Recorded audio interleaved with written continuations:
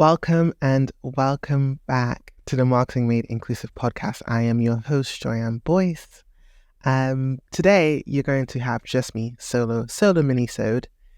And I just wanted to explore one of the hot topics, AI, specifically generative AI. So all the things you're seeing around ChatGPT and DALL-E, where people are talking around it creating everything and being used for everything. They're selling us dreams.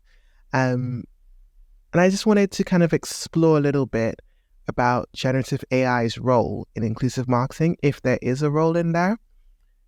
So I'm making a huge assumption that if you're listening to this podcast, that you have engaged with generative AI in some way. And if you haven't, I do highly recommend just messing around with ChatGPT or Bard, which is Google's version, and just asking it some generic marketing questions.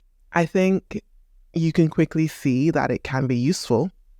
Essentially, what those large language models are doing are predicting the next likely word, and they're trained on, I'm being very generalistic here, but trained on the internet, so trained on the content that has been produced by the past. In a marketing case, it can be helpful as a starting point from a blank page. Can it replace the knowledge, the experience, and the skills? No. But it can be helpful from, being able to edit. If you have difficulty starting that blank page, giving you something to edit and improve. In the case of inclusive marketing, I don't think generative AI is going to do anything but make non-inclusive marketing 10 times faster. There's been some research conducted where they've used prompts for generative AI in terms of imagery, and they've asked it to create images to represent individuals. And a lot of the times, it created things that 10x the biases we have in society.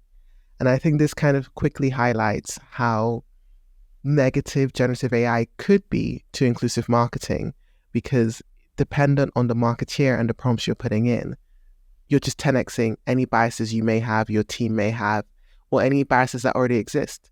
You may have good intentions to create a campaign that's representative of all types of women, for example, but generative AI is more likely to give you what has been successful in the past and generate an image of a thin, blonde Barbie, as an example, or generate language that is not inclusive.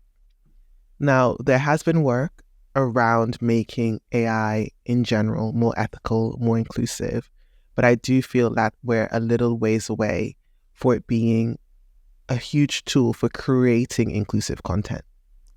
Now, on the flip side of that, I am exploring using AI to detect bias, because I think it's something that is so good at being biased, why can't it not use it to detect itself?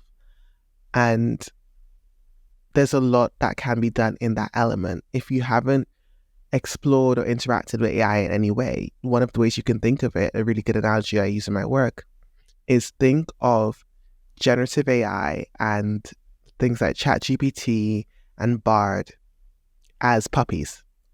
Puppies that have been trained to be agreeable, puppies that have been trained to always give an answer. In, I would say, 95% of the cases, there have been restrictions now where they're pulling back on some of the more controversial content that it's producing. And you have to be very specific with what you're asking that well-trained puppy to produce for your content, because it can produce something that is potentially harmful for your brand and your audience.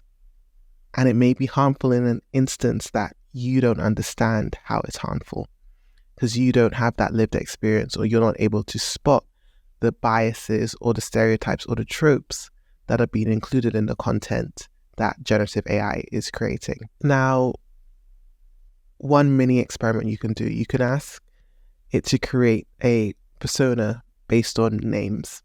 And there's a lot of biases on the internet around names, and the way that it would create a marketing persona for Paul, David, John versus Sally, Erica, or Bridget, you'll be able to quickly see some of the biases within there.